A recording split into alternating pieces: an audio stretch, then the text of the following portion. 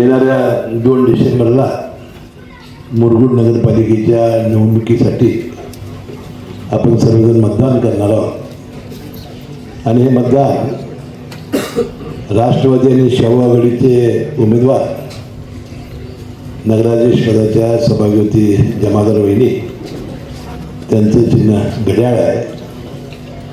या विभागाचे माजी मित्र दगडू शिंगवे यांच्या सभागृती शिंगवे वहिनी, दुसरे आमचे उमेदवार श्रीयुत मेटकर यांच्या पत्नी सभागृती मेटकर वहिनी, या तिन्ही उमेदवारांसाठी या प्रभागामध्ये आपण कॉर्नर सभा घेतलेली आहे.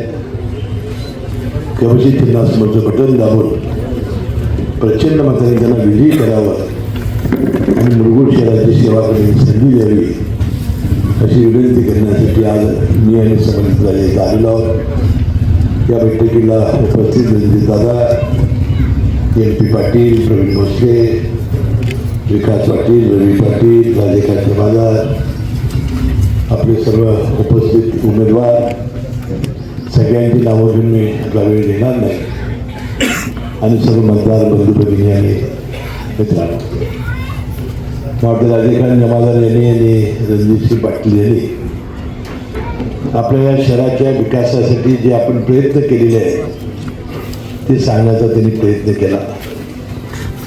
राजेसाहेबांनी सुद्धा आणणार आहोत आणि मुख्यमंत्री महोदयच आपला त्यांचा आशीर्वाद असल्यामुळं हा कसा निधी येईल आणि कागल आणि मुरगुड शहराची विशेषतः विकासाची कामं मार्गी लागतील अशा प्रकारचं त्यांनी आवाहन केलेलं आहे.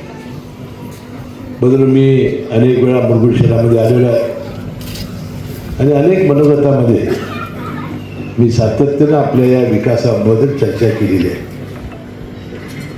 राजेकांत जमादार नगराध्यक्ष होते. त्यांच्या नगराध्यक्ष पदाच्या काळात ते युतीचे घटक होते आणि त्यामुळे सातत्याने मंत्रिपदापर्यंत जाणं, निधी आणण्याचं काम आपण केलं आणि त्यावेळेस मी अभिमानाने त्याचा उल्लेख केला होता. आम्ही गिव्ह अँड टेक योजना राबवली होती मी आणि एकनाथ शिंदे साहेबांनी की नगरविकास खात्याचा निधी आपल्याला मिळायचा आणि मला ग्रामविकास खात्याचा निधी त्याला द्यायचा. त्यातून प्रचंड निधी, त्याचा उल्लेख त्यांनी 10.5 कोटीचा केला. तो ठोक निधी त्यामधून आपल्याला मिळाला आणि आपल्या संपूर्ण मार्केट झाला. आता अंबाबाई देवालयाबद्दल आता मी काय बोलणार नाही. 2 तारखेला अंबाबाई बोलेल आणि 3 तारखेला त्याचा निकाल लावेल. खरं काय, सत्य काय, घटना काय घडलेल्या आहेत, आज काय काय झालेलं आहे ते अंबाबाईलाच माहिती असतं, आपल्याला काय माहिती नाही. पण मला वाटतं 3 तारखेला अंबाबाई त्याचा निकालच लागेल आणि खरोखरच आम्ही चांगला निधी दिला असेल, आम्ही त्यामध्ये चांगलं काम केलं असेल तर निश्चितपणानं अंबाबाई आमच्या या पॅनेलला आशीर्वाद देईल आणि मी छातीपणानं सांगेन की अंबाबाई आम्हाला आशीर्वाद दिल्याशिवाय राहणार नाही. 3 तारखेला आमच्या दोन्ही आघाडीचं पॅनेल, आपली शाहू आघाडी आणि राष्ट्रवादीचं पॅनेल हे प्रचंड निवडून आल्याशिवाय राहणार नाही. आता निधीबद्दलच्या भावना राजेखांनी व्यक्त करत असताना एक गोष्ट ते सांगायला विसरले की या 4.5 वर्षामध्ये प्रशासकीय कारकीर्द या नगरपालिकेमध्ये आली. कारण नगरपालिकेच्या सगळ्या राज्यात निवडणुका झाल्या नाहीत. शिवमुख्याधिकारी हे प्रशासक झाले. पर्यायाने मी या विभागाचा आमदार आणि मंत्री असल्यामुळं ही जी नंतरची या 4-4.5 वर्षाची कामं निधी आला, विशेषतः जिल्हा नियोजन मंडळाचा निधी असेल, आम्हाला राज्यातून मिळणारा निधी असेल, कागल गडीनवीन मुरगुडला लोकसंख्येच्या प्रमाणात देण्याचा प्रयत्न मी केला आणि जी सगळी कामं आपल्याला दिसत आहेत ती या 4.5 वर्षामध्ये हा प्रचंड निधी आणून आपण विकास कामं करण्यामध्ये आपल्याला यश आलेलं आहे. परंतु जी अपेक्षा आमची होती की माझ्या आणि राजेच्या पूर्णपणानं जर बहुमतात सत्ता जर आली तर आमचं विजन चालवता येईल. आमच्या ज्या योजना आहेत त्याची अंमलबजावणी या ठिकाणी करता येईल. तो दुर्दैवानं या 25-30 वर्षाच्या काळामध्ये एकदा सत्ता त्या बाजूला तर एकदा सत्ता या बाजूला, हस्तक्षेप मोठा, विजय नसलेले नेतृत्व, विकासाचा दृष्टिकोन नसलेले नेतृत्व, यामुळे या शहरामध्ये जी चांगली कामं व्हायला पाहिजे. मला सांगा, तुमचं मुरगुडचं घाण पाणी ही सगळी खेडेगावातली लोक पित आहेत, त्याच्या मनामध्ये काय आहे माहिती आहे तुम्हाला? किती उद्रेक आहे त्याच्या मनामध्ये. वास्तविक हे भूमिगत ड्रेनेज व्यवस्था करून आपण STP प्लॅन करून हे प्रोसेस करून पाणी सोडलं पाहिजे. पण हे काम पहिल्यांदा आपल्या हातात घ्यावं लागेल. कारण आपल्याला माहिती आहे की अनेक गावामध्ये आपलं हे सांडपाणी जातं आहे, त्याचा फार मोठा त्रास त्या खेडेगावाच्या लोकांना होतो. मग हे पहिलं काम आपण हातात घेऊ. राजेसाहेबांना मी बोललेलो आहे, कोणत्याही परिस्थितीत अंडरग्राऊंड ड्रेनेज व्यवस्था केल्याशिवाय या मुरगुड शहराचा विकास खऱ्या अर्थानं होणार नाही. त्यामुळे आपले सगळे घटक हे अंडरग्राऊंड होतील, आपल्या निचऱ्याचा प्रश्न मिटेल आणि ते प्रोसेस करून पाणी आपण नदीमध्ये सोडण्याचा प्रयत्न केला तर आजूबाजूचे खेडेगावातील लोक हे खरोखर समाधान होतील. तुम्हाला माहिती आहे की मला माहिती नाही, माझ्याकडे पत्र देतात लोक, साहेब पाण्याला तवंग घ्यायला.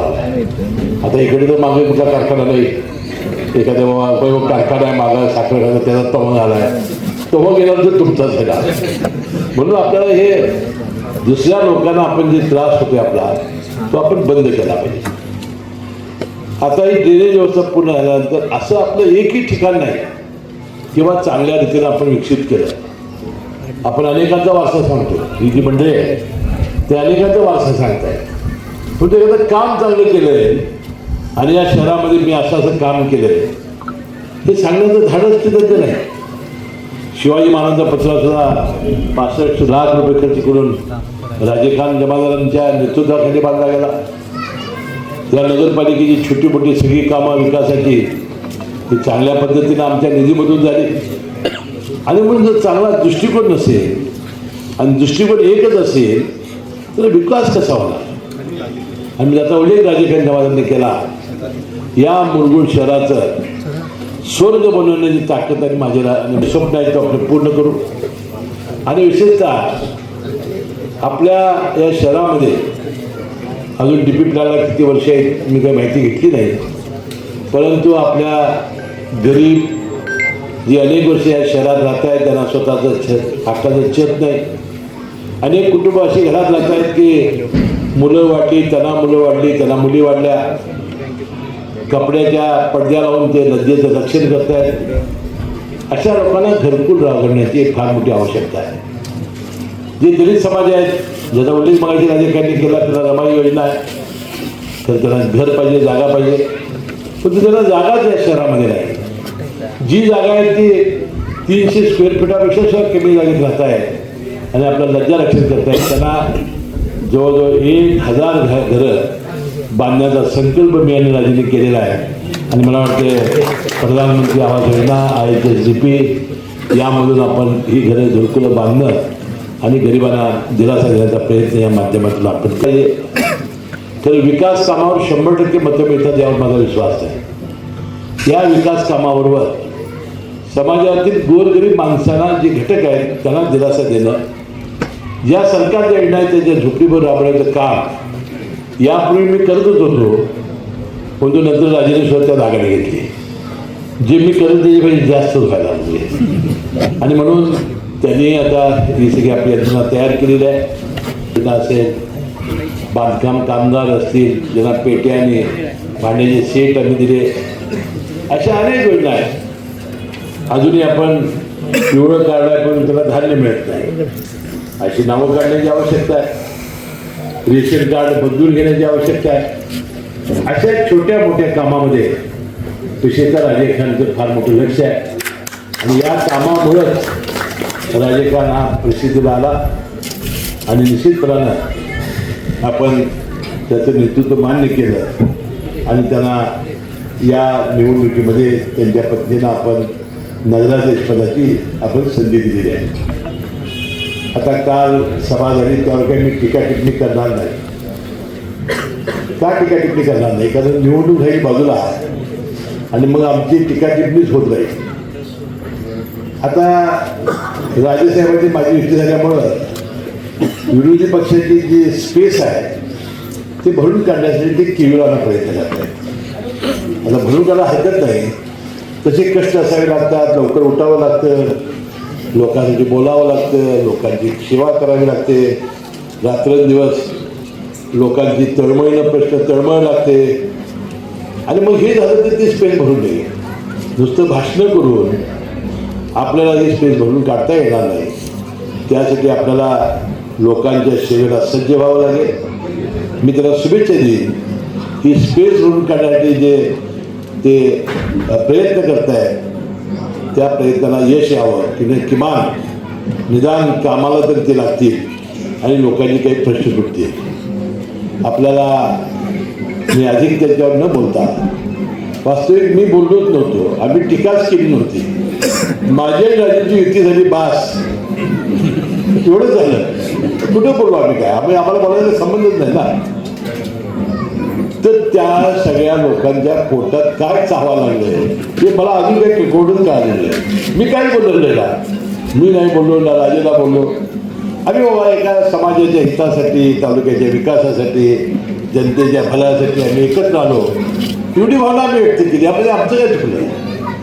तर मला वाटतं ठीक आहे, निवडणुका अनेक येणार आहेत. एका निवडणुकीने काय आपण संपणार नाही, एका जत्रेला देव म्हातारा होत नाही, अनेक जत्रा आपल्याला कराव्या लागतात. त्यामुळं आपण त्या वेळेला बोलत राहू. परंतु या निवडणुकीने माझी विनंती आहे की आपण या निवडणुकीत कसलंही आता दबाव येतील, आपल्याला आमिष दाखवले जातील, तुम्हाला अनेक मोठे लोक आता ते म्हणतात की आम्ही एकाकी पडलोय.